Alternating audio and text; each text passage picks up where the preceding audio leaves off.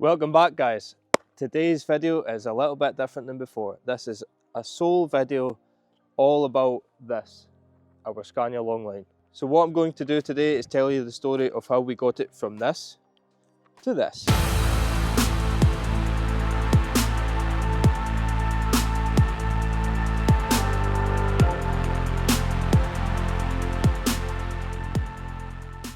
But first of all, we're going to take it right back, and I mean right back, to maybe 2003, when Scania decided they were going to push these 4-axle longlines into the American market.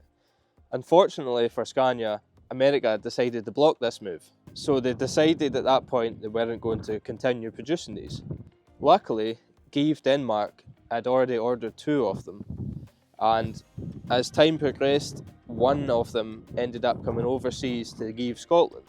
And that's how this one first arrived here in the UK. And it wasn't until years later when GIV went bust, we had the opportunity to buy it and quickly snapped it up. Funnily enough, the other longline ended up in Scotland as well. So 2 of these ever made, both of them ended up here in Scotland. The other one ended up being bought by Randolph, and I'm pretty sure it's rotting away in the yard somewhere, maybe about Beath. Maybe it would be quite interesting to get the other one as well, then you've got the 2. But I'd imagine it's too far gone now. So this truck is actually that rare that Scania's media team didn't even know much about it either. Because when my uncle was working over in Sweden, the media team were asking about the fleet, you know, various different things, and he told them about the Longline, and he didn't really believe him. He went away and checked it out and came back and says, you're right enough. So that's how rare it is. So let's talk about the facts of the truck. It's a Scania 4 Series 164-580 V8. And you're maybe seeing in the background here, it doesn't look like 4 Series. We'll get to that in a wee minute. She's obviously an 8x4, as I've mentioned already, but she's plated to 150 tonnes, which is what we need for the wind turbine work. And for anyone who doesn't know what plated to 150 tonnes means, it means the chassis, the whole unit is set up that it's strong enough to tow a gross weight, including the unit, 150 tonnes without any harm. A key feature, not only being this extra axle, but the axle itself actually lifts from in the cab. So why would you need that? Well, let me show you. Now if you look here, the cab is obviously big. It takes up a lot of room this way, which means you've got less room here over the drive axles. And ideally, you would want this fifth wheel up about here to get the most traction you can. Although if you have this up here, the neck of the trailer is up here, very close, if not touching. So it needs to be back a little bit. It depends on every trailer you're using. It's obviously a sliding fifth wheel. That's what all these nicks are. You can move it along to where you want. But with that fifth wheel being so far back, it means you've not got the right traction on the driving wheels. Just took my plaster off because it doesn't look very professional. So anyway, so when we get to the wind farm sites and it's needing to climb a steep hill, what we can do is lift this axle up off the ground, and then that puts more weight on these drive axles, and then you've got more traction. So let's talk about the refurb that we done. Where do you even start? Well, when this thing comes in the gate, it's straight up onto the ramps. Give it a total clean, a total degrease, and with everything clean, you've basically got a starting point, and you can take it from there, start making a plan of how exactly you're going to go about this whole thing. And then it's straight over the pit, and you can start inspecting it, you can get a note, just start making a huge big list, big A4 piece of paper of everything that even looks semi-rotten or damaged or just needing a bit of attention. And then you get that list. Once you're all done, you start looking at it and you start making a plan from there. But also, while it's over the pit, the boys can start getting all the stickers off it and all the excess rubbish that's not needed. You want to bring this back to as close to normal or factory spec as you can. And then it's simply get to work. So all the work done to this was done in our workshop over there with the blue roof on it. And I'm not going to lie, we love a little project here. We've done lots of things over the years, but this is probably the biggest one It wasn't the hardest one. That T-cab there, I'd say that was the hardest. I'll explain that in another video one day. But we do like to challenge ourselves and do as much as we can ourselves. We're not one of these companies who will just send it away somewhere and then they can do all the work. And yeah, although that is good and it's easy, it's more expensive, and there's not that sense of, well, there is a sense of pride, but there's not as much pride as doing it yourself. Nothing will beat that.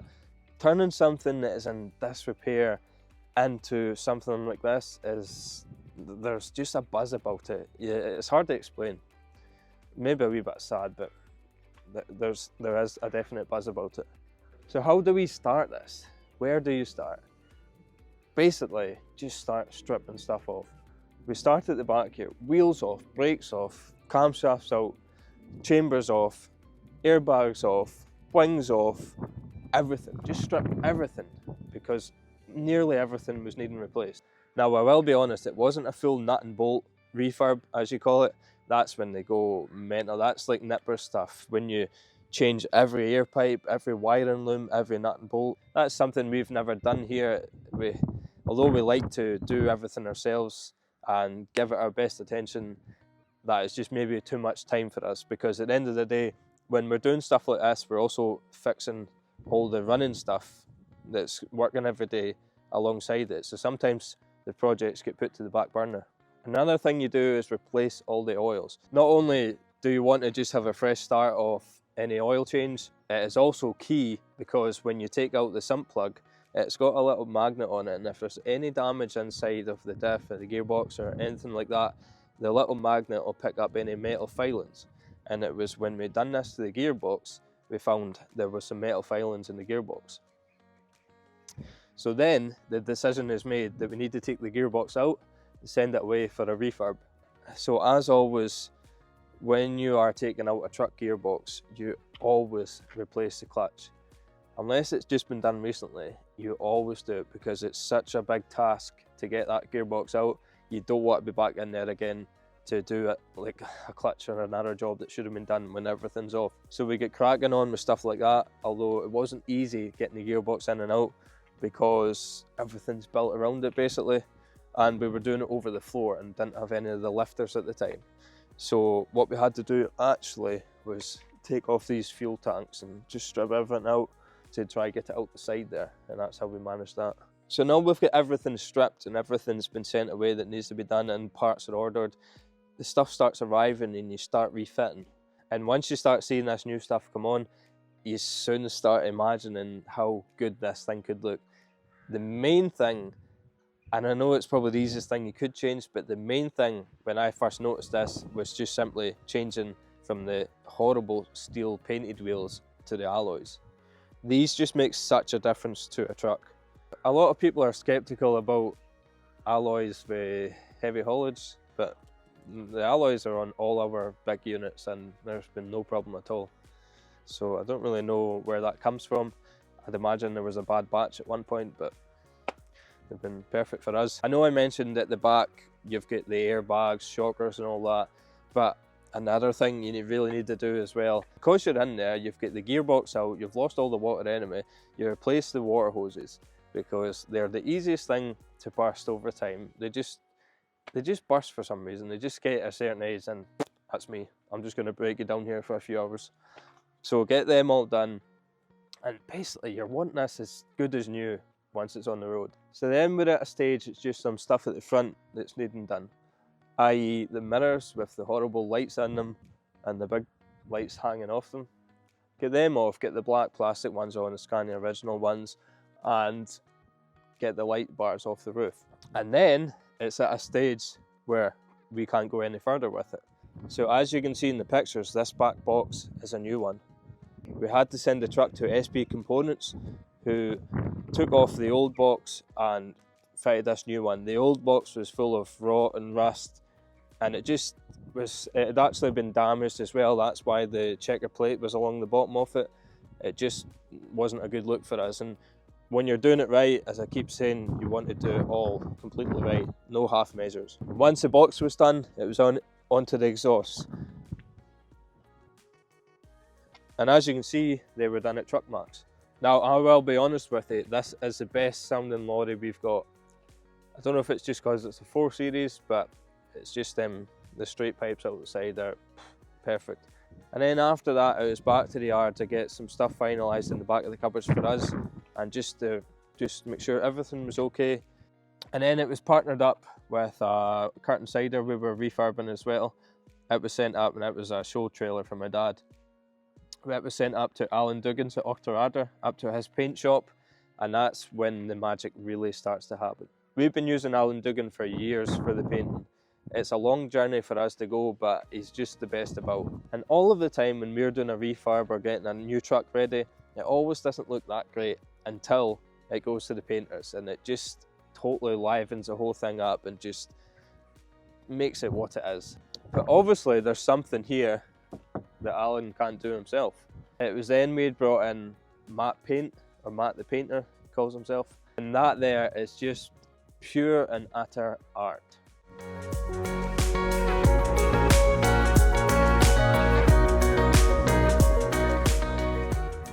But it wasn't just as easy as throwing that up there. It was a lot of thought went into this, and my uncle and my dad decided they wanted to make this a tribute to their dad, my granda Charlie.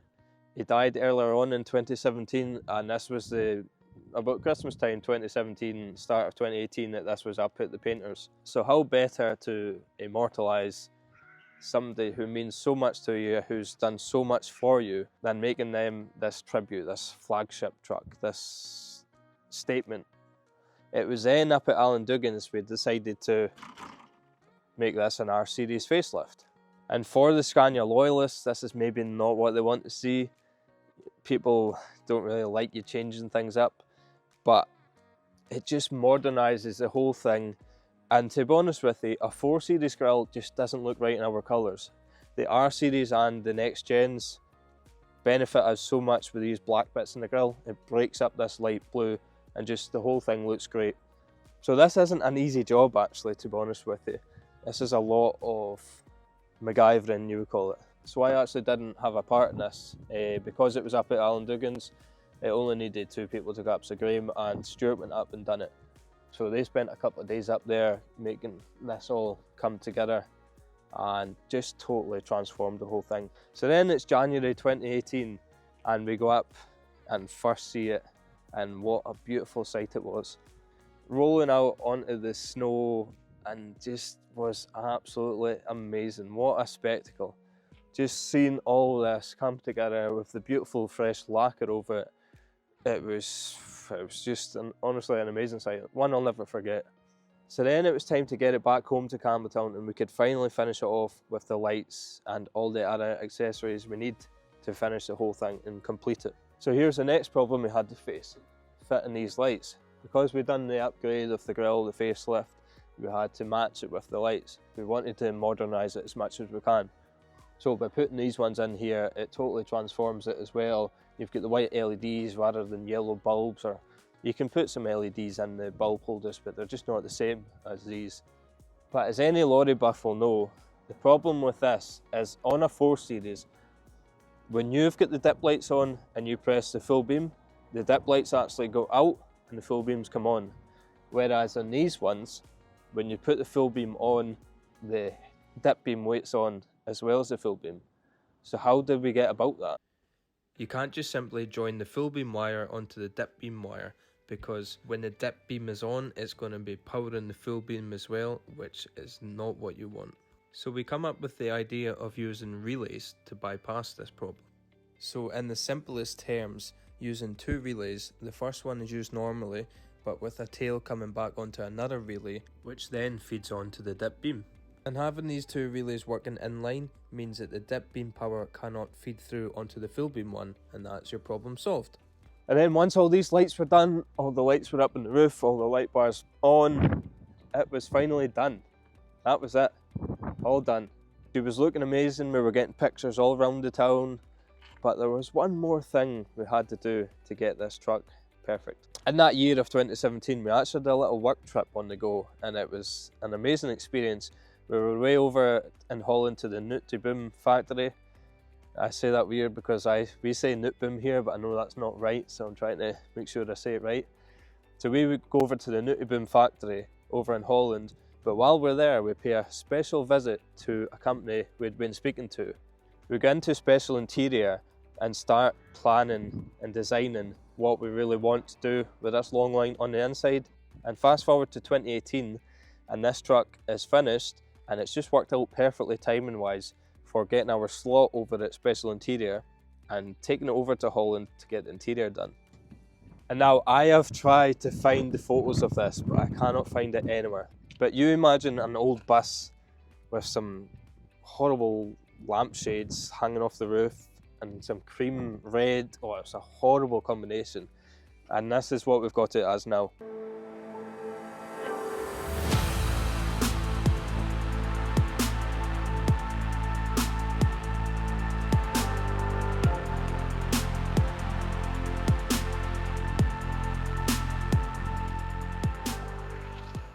So what do we have in here? We have lots of cupboard space, we've got lovely lighting, we've got a flat screen TV sunken into the wall, we've got the classic 4 Series bunk up the top here, and a nice V8 flooring.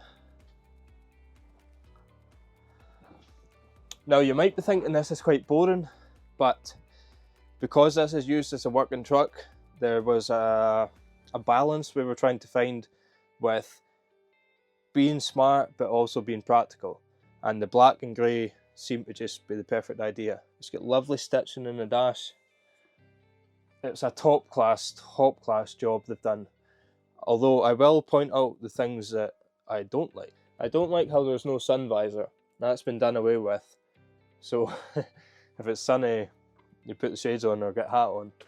And another thing that I don't know if it was forgotten or they just didn't want to add it because it wouldn't look good, although, is once you pop this bed down, you've just got to kind of climb over the seats to get into it. There's no ladder. There used to be a ladder up here. Saying that though, it doesn't bother me jumping into there, but say somebody's not exactly the fittest, then they might struggle a bit. We've also got the speakers all around, so there's a great sound system in it as well. And there was a coffee machine here at one point. That's one of these Velcro bits are here. And you've got your fridge in here. So,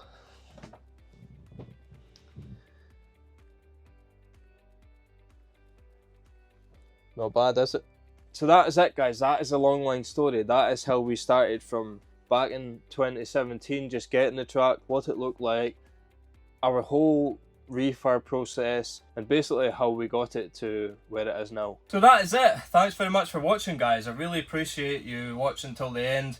Also, a quick note, if you actually want to see this truck in person through your own eyes and take a wee look about it and just take it all in for yourself, I'm actually going to the Drifter Style show in Northern Ireland on the 12th of October near Belfast. It's just down south a wee bit of it. I'm not actually too sure of the area. So yeah, I'll see you there if you're going there, and if not, I'll maybe see, or maybe you can see it at some point, maybe next year at different shows. So as always, like, subscribe and comment. Let me know what you think. Maybe something you would do differently. It's totally, that's the comment section's the best because it's interactive and you can actually see what other people think. So I'm gonna go now and I'll leave you with a short video of this long line in all its glory. Thank you.